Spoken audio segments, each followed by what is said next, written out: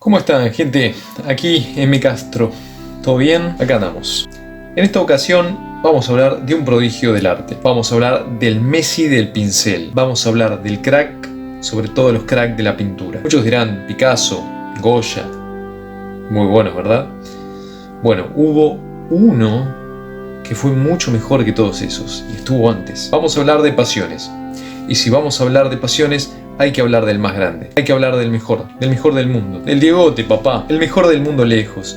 Nadie tan hábil como el señor Diego Rodríguez de Silva y Velázquez. Nace en 1599. Fue el máximo pintor español, maestro de la pintura mundial, mejor del mundo para muchos y para mí también. ¿De quién estamos hablando? ¿Qué hizo? Bueno, para que se den una idea, en un cuadro firmó abajo pintor de reyes. Pero el rey Felipe de España le agarró el pincel y le corrigió, y en la rúbrica puso rey de pintores. Velázquez fue un pintor español de la época del romanticismo. Por aquella época, hacía 100 años que se había descubierto América, así que los reyes católicos todavía tenían bastante dinero. El papá de Velázquez fue un notario portugués, y la madre venía de una familia de la pequeña aristocracia sevillana. Por aquel entonces, la familia de Velázquez no tenía mucha relación con la nobleza, por lo que la decisión de Velázquez para ser pintor fue bastante extraña. Por aquel entonces ser artista, ser pintor, no era como nosotros conocemos a los artistas ahora.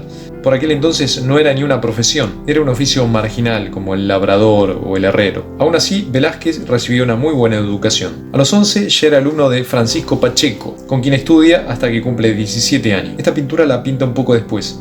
Se llama El Aguador de Sevilla. Como pueden ver, un poquito de nivel tenía ya, ¿no? El Aguador de Sevilla retrata a un personaje de ínfima categoría. Lo está tratando con un respeto que no se acostumbraba por aquel entonces con esos personajes de la cultura sevillana. Nos vamos un poquito para atrás. A los 17 años hace la Inmaculada Concepción. Vean lo que es esto. Acá estamos viendo la virtud y la ambición de superación que tenía ese genio.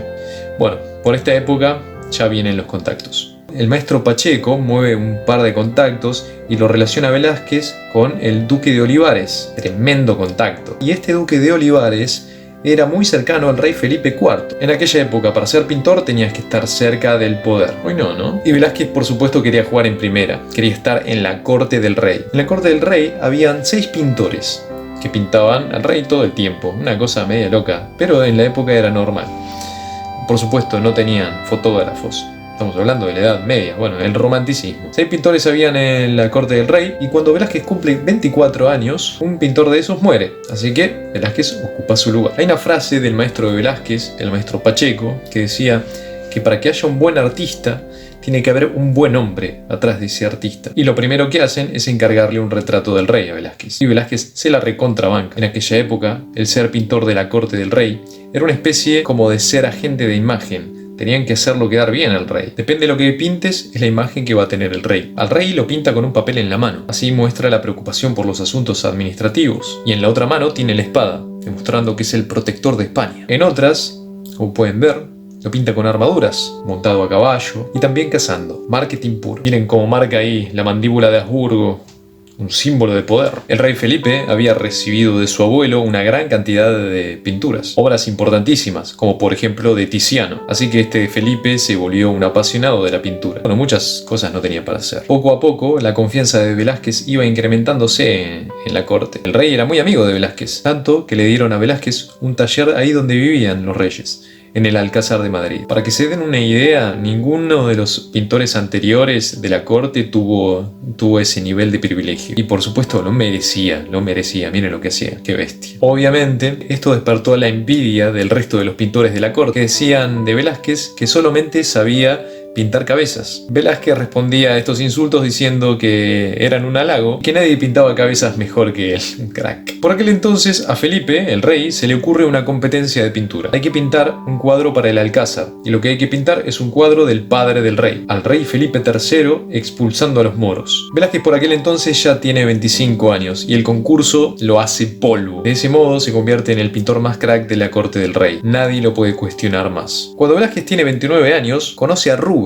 el pintor holandés, que además de ser pintor, era también diplomático. Como ven, los pintores no podían dedicarse a una sola tarea, en aquel entonces tampoco. Este Este Rubens llega a España para hablar de un tratado de paz con Inglaterra. Velázquez lo acompaña a Rubens en su estadía y se empieza a influenciar por él. Lo ve como un cortesano exitoso y como un pintor fuera de serie. Velázquez dice, yo acá la tengo que romper. Alentado por Rubens, a los 30 años Velázquez pide permiso a los reyes para hacerse un viaje a Italia, a capacitarse. Así que ahora se la pasa en Roma admirando y estudiando el arte clásico y renacentista. En Italia pinta la fragua de Vulcano. Miren lo que es esto. Acá se ve claramente la influencia que tenía Velázquez sobre los cuerpos clásicos con los que se encontró ahí en Roma. Parece que hace un estudio de la escultura clásica. Las reacciones son increíbles. Parece que capta el instante donde aparece Apolo. Velázquez llena de vida sus obras. A los 31, Velázquez vuelve a España y ahora ya es Velázquez modo Dios. Ahora hay que decorar un nuevo palacio, el Palacio del Buen Retiro. Y Velázquez dice, gente, déjenme a mí. Ahora pinta la rendición de Breda, de 1625, cuando la ciudad holandesa se rinde ante España. Un hecho reciente, casi se podría decir que documental. Velázquez muestra a una España generosa acá, haciendo desmontar al general Spínola y aceptando las llaves de la ciudad del general holandés Justino de Nassau, que en la historia real se había retirado. En esta obra se puede ver un espíritu caballeresco, casi idílico. Básicamente muestra la superioridad moral de la España católica. Si se fijan bien, Spínola está casi consolando a su rival. Y si vemos al costado, sí señor, Velázquez se mete en su obra. Ahí lo tienen. Están mirando cómo admiramos su obra. Sí, Velázquez, te admiramos, chabón. Velázquez acá está en otro nivel. Hace lo que quiere ya. Esta obra tiene la particularidad de que tiene un lugar en blanco. Ahí debería firmar. Pero no está la firma de Velázquez. A esta altura ya siente que no le hace falta ni firmar los cuadros. Acá se ufana de su fama. Bueno, después sigue pintando a la familia real, pero también pinta enanos y bufones de la corte. Por ejemplo, este es el retrato de Sebastián de Morra. Acá Velázquez se nota que relaja sus pinceladas en la ropa para darle más hincapié a la expresión. Miren esa mirada desafiante. A mí me recuerda a Tyrion Lannister de Juego de Tronos. No sé qué dicen. Bueno, ya en la década siguiente, España empieza a entrar en decadencia. Hay revueltas en Portugal y en el norte de España. Hay quilombo por todos lados y el rey Felipe destierra al conde duque. ¿Se acuerdan? Que era el amigo de Velázquez. Bueno, la cosa se complica más, porque cuando Velázquez cumple 47 años más o menos, la reina Isabel de España se muere. Y 2 años después muere su hijo Baltasar Carlos. Por aquella época las cosas no andan muy bien, pero Velázquez, perfil bajo, sigue pintando. Ahora los reyes lo mandan a Italia de vuelta, para que vaya a buscar obra de artistas jóvenes, para decorar los espacios libres que tienen en el Alcázar. Ese Alcázar parece que nunca se llenaba. ¿Sabían que se prendió fuego una vez? Igual es otra historia esa. Y acá pinta mi cuadro favorito. Lo pinta a Juan de Pareja, que particularmente era el esclavo que lo ayudaba, preparando las pinturas, preparando las telas. Parece que este Juan de Pareja también pintaba. Según la leyenda, un día Velázquez le da la libertad. Igual, por lo que se ve en el retrato, se nota que Velázquez le tenía mucho respeto. Casi parece un noble. Miren esa manga de terciopelo. Si la ven de cerca se ven las pinceladas. Si la ven un poco de lejos, ahí ya se ve el terciopelo. Velázquez ya tiene 50 años cuando expone esta pintura en Roma. Se dice por esta época que Velázquez tiene un hijo. Se desconoce la madre, pero dicen que se llamaba Flaminia. Todo se dice. Algunos dicen que era pintora, algunos dicen que era modelo, otros dicen que eran las dos cosas. Y algunos suponen que es la modelo de la Venus del Espejo, otro cuadro que él pinta en Roma. Ahora Velázquez va a pintar al Papa, Inocencio X. Miren lo que es esta obra. El Papa.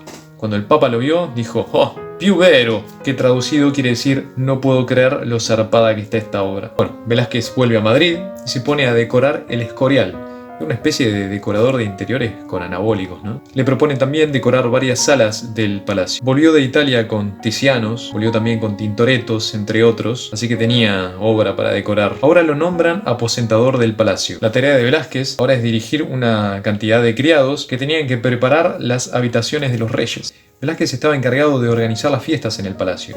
A él le venía bien porque le pagaban, por supuesto, y estaba en el corazón de poder. Puro prestigio, pero también aprovechaba para rosquear. Ahora Velázquez tiene 57 años y pinta a la familia de Felipe IV, o como todos la conocemos, las Meninas. absolutamente su obra maestra y probablemente también una reliquia de la humanidad. Es uno de los mejores cuadros que se hayan hecho jamás. Para hablar de las meninas podríamos estar horas, pero en resumen tenemos a Velázquez pintando, ocupando el mismo espacio que la familia real. Vemos en el fondo un espejo, son los reyes entrando. Es un juego de espejos, una maravilla conceptual. En el fondo de la habitación también se ven unos cuadros de Rubens. Bueno, esta es la pieza maestra de Velázquez. Acá tenemos todo: técnica, habilidad, genialidad. Fíjense que capturó un instante de la familia real, como hacían los bodegones. Y es una cosa de locos, porque no vemos lo que está pintando. Estamos casi posando para él. En esta obra pone de protagonista al espectador. Nunca se había hecho algo parecido. Y bueno, a los 61 años muere en el Alcázar de Madrid. Gracias a Velázquez, los artistas pasaron de ser simples artesanos a tener un protagonismo mayor y a mostrar el arte como una herramienta superior a la mera propaganda política o religiosa. En las obras del maestro Velázquez, las personas siempre se pudieron ver a sí mismas y pudieron ver a su mundo con mayor claridad. Esto fue todo, gente. Nos vemos la próxima.